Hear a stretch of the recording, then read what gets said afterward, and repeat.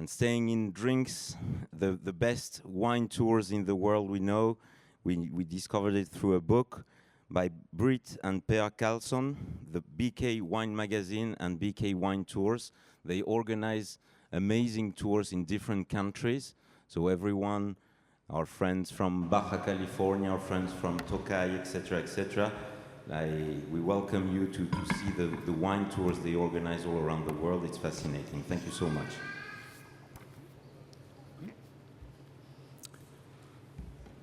Good afternoon. I'm Karlsson, and together with my partner Britt Karlsson, we run BK Wine. We combine wine writing with wine tourism.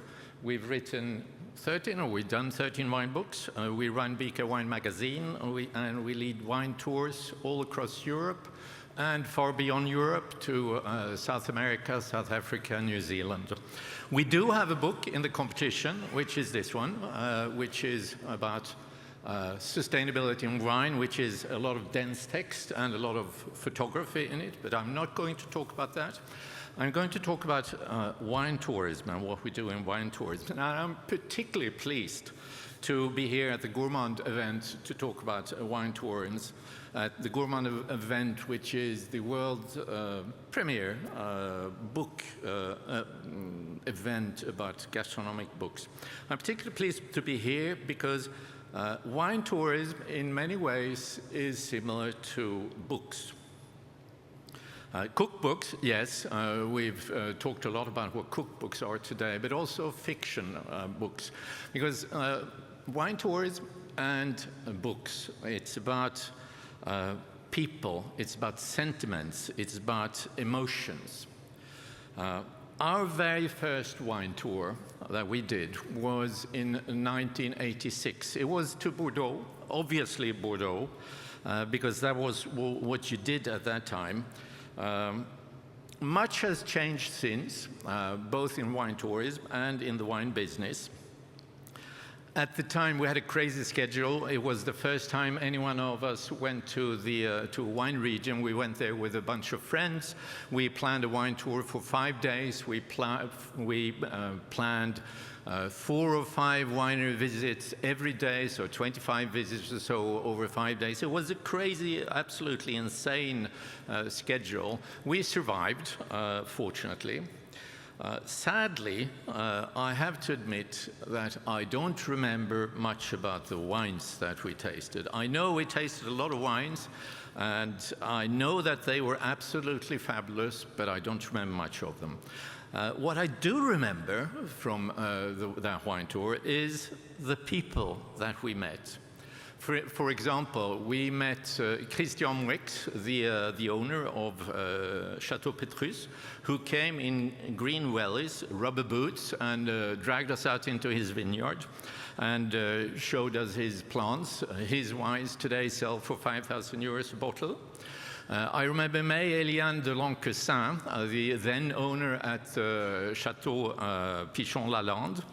I remember she was very proud of showing us her antique glass collection. I don't think she was as proud to show when we tasted her wine. It was the glass collection that she was proud of. She, by the way, she just celebrated her 100th birthday anniversary, making wine in South Africa these days. So that's why wine tourism is like books. Wine tourism is about people, is about places, is about atmosphere. It's about creating emotions. And it's a little bit about tasting wine also, wine tourism. And books, it's very much the same thing. Books can give all sorts of emotions. Happiness, rage, fear, longing, anger, all sorts of emotions. Wine tourism is a little bit different, though, because wine tourism is all about positive emotions.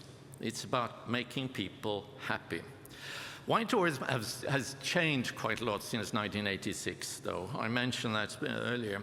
Today, wine tourism has sometimes become what I would say almost industrial. It's a question of processing as many people as you can in as short a time as you can possibly do it.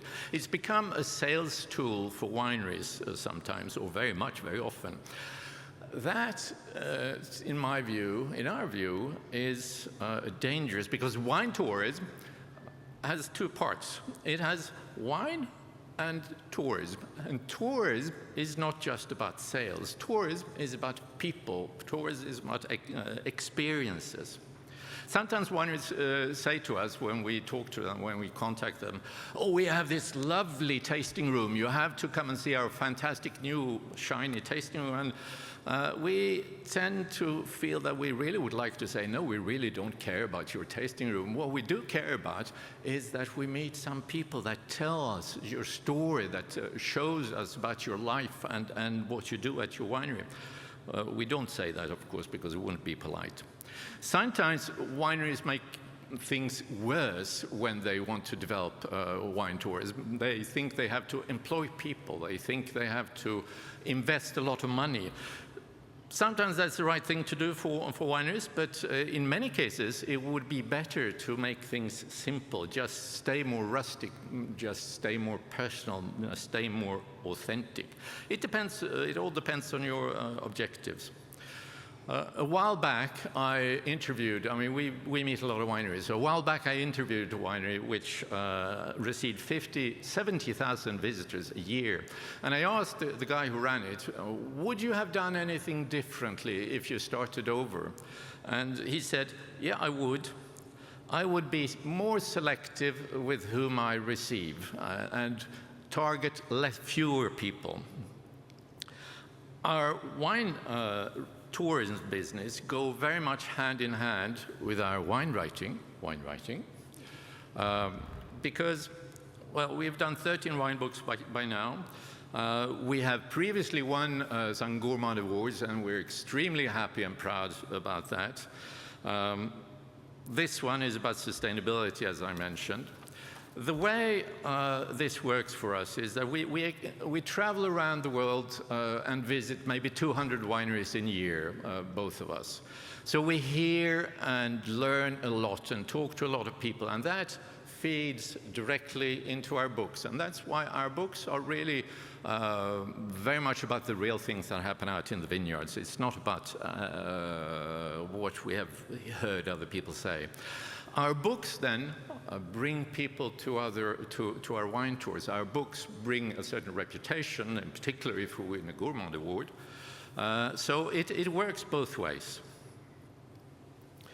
On our wine tours, we tend to like to put forward the wineries which are often smaller and less famous. It's not that we mind big and famous, but it's because the smaller wineries tend to create the more extraordinary, exceptional experiences.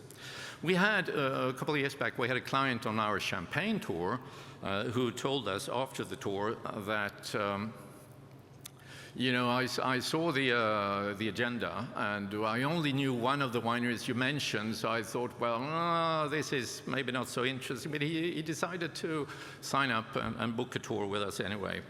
And then one of the wineries that he knew was one of the big and famous champagne houses, so obviously he knew it. And after the tour, then he said, well, but you know, the one I knew, that was the least interesting. It was very, very flashy and touristy. The ones that really was fantastic was the small places where we met the family, we met the winemaker, we met a person who told us a story. That was magic. And that is very much how it is with us and with our wine tourism. In fact, the most difficult part with our job here in wine tourism is to create these exceptional, special experiences. And that has very much to do with making sure that we meet the right person at every winery. Sometimes people, wineries, wine regions, even the United Nations sometimes ask us to talk about wine tourism, talk about what wineries should or could do to make better wine tours, to be successful.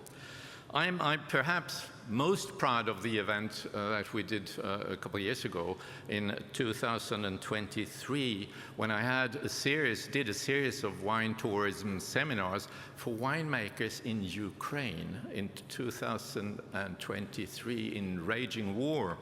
That was incredible. It was an online thing, of course, but it showed the incredible resilience and long-term view of wineries. Very impressive.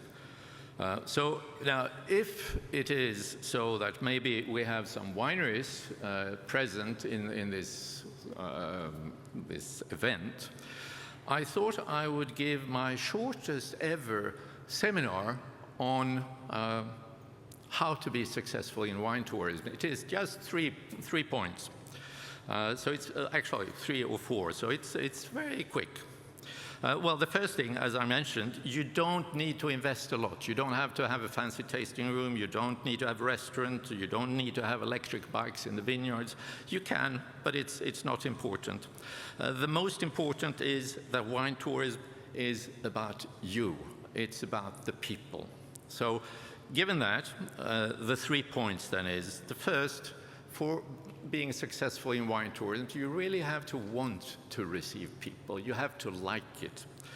The second thing is you need to have good wine glasses. This might sound silly, and in a way it is, but as I mentioned, we visit a lot of wineries and we know that it's not always the case. And the third thing, also silly, you need to have good toilets. If you have those 3 things, you're all set for winery success. Now, if you're not a winery, if you're not a winemaker, if instead you're just someone who enjoys wine and food, and maybe sometimes visit a winery, think of what it is that you most enjoy and what it is that stays in your memory after the visit. Maybe you agree with me, maybe you don't, but hey, that's wine. We don't always agree. If we did, it would be boring. In a way, working with wine tourism as we do, and with wine writing, it is a really great privilege in many ways, because it's a job about making people happy. That's a fantastic job. So, ladies and gentlemen, thank you. Thank you for having listened to me on our wine tourism story. Perhaps one day we will meet on one of our wine tours, or maybe we will meet through one of our books that you might encounter. Thank you very much.